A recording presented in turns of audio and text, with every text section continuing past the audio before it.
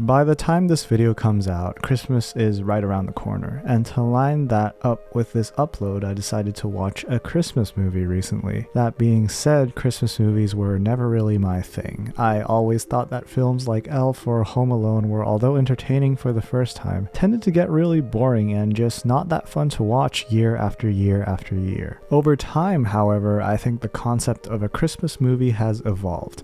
At least to my understanding, a Christmas movie didn't have to explicitly be about Christmas, but rather either be set during or around the dates of Christmas, or embody the spirit of Christmas, or sometimes even both. It's an interesting dynamic that sets up a lot more scenarios for the concept of Christmas movies, as I think it gets more people to enjoy these sorts of films, whether you celebrate Christmas or not. As a big fan of Satoshi Kon, I always knew that he had made one of these Christmas movies in his large catalog of films. That being Tokyo Godfathers. I'd always shoved it in the back of my watch list, wanting to actually watch it around Christmas or on Christmas, just to get into the mood of the season. But year after year, I'd pretty much forget, or something would come up, and I'd just tell myself, oh, I'll watch it next year. But this year, I remembered. And genuinely, I think this film is a cinematic masterpiece. Tokyo Godfathers tells the story of three homeless people who live together on the streets of Tokyo. Hana, Gin, and Miyuki, each with their own backstories as to why they ended up becoming homeless. While rummaging for Christmas presents through piles of rubbish, they come upon an abandoned baby in the cold winter night. Hana's maternal instincts kick in, and she insists on finding the child's biological mother to demand an explanation, and thus embark the three onto a crazy journey using clues to find the baby's biological mother, and in a way to find their very own Christmas miracle. Throughout the film, a lot of crazy stuff happens, from attending a Yakuza wedding to witnessing an assassination. Tokyo Godfathers doesn't pull back when it comes to the light-hearted nature it puts on the surface. It's entertaining, funny, and an overall enjoyable experience that is weirdly pretty hard to find in a lot of shows and movies these days. And yet, underneath all the wacky situations and the witty banter between these characters lies a deeply nuanced exploration of a lot of important themes and concepts. Being a Christmas movie, there were a lot of what I would call Christmas-adjacent themes present in the film.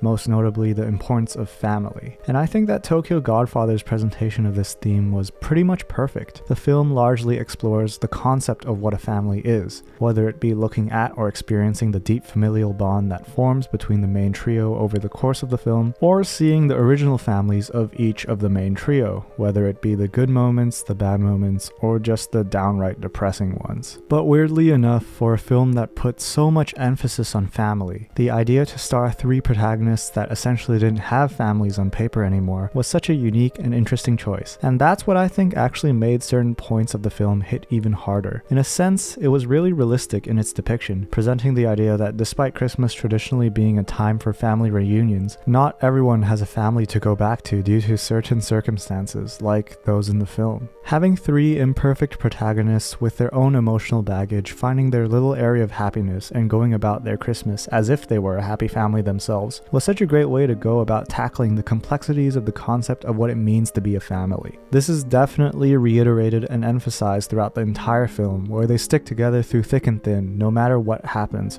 hoping to deliver the lost baby back to her biological parents, and how their bonds for each other strengthen and deepen in a way that can only be described as if they were really family. In addition to exploring how families can be formed with bonds other than blood relations, Tokyo Godfathers does a great job in exploring a lot of delicate topics like how people deal with familial issues. Hana, Gin, and Miyuki were all in drastically different situations that led them to being homeless together, but all these situations had one thing in common, and that was something to do with their previous original families. Hana originally was left on the street as a child and was adopted and raised in a bar where she ended up working at, and then had to leave due to an incident at work. Yet later on in the film, she revisits her old home and comes to terms with what happened and realizes her family will always stick together with you through everything. Gin, having lost all his money through gambling and falling for a get-rich-quick scheme, left his wife and daughter out of shame, but then through a series of events reconnects with her daughter and finds out that they had forgiven him a long time ago and had always wanted him to come home. Miyuki grew up in a pretty standard household where her father was a policeman. However, Miyuki had loved a cat dearly when she was younger,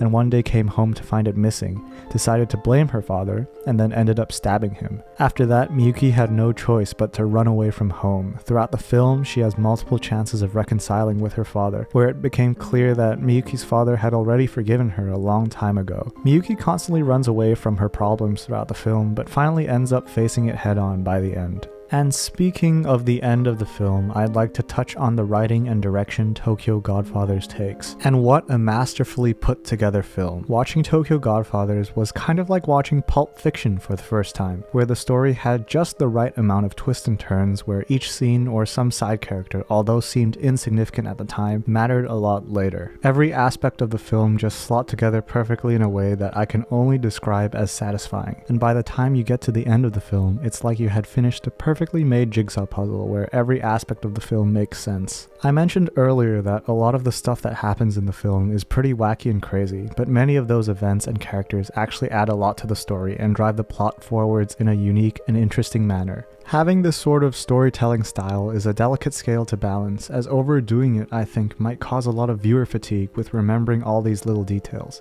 But I think Tokyo Godfathers was able to strike a perfect middle ground to make it both easy and relaxing to watch, but also satisfying when you see all the small details being put together to form a larger picture. Overall, Tokyo Godfathers was such a joy to watch, and it genuinely was one of the best movies I've seen this year despite coming out all the way back in 2003. Like most Satoshi Kon films, Tokyo Godfathers holds up visually and thematically even today, achieving an almost timeless status. If you're looking for a film to watch on Christmas this year that's a little bit different, Tokyo Godfathers is definitely a film you have to check out. And if you want to go down the entire Satoshi Kon rabbit hole, I think that Tokyo Godfathers is definitely a great entry point to get into his films, as the other ones are quite a bit heavier. After finally actually seeing Tokyo Godfathers 20 years after its release date, I can confidently say that Tokyo Godfathers is not just a Christmas movie, but a Christmas cinematic masterpiece.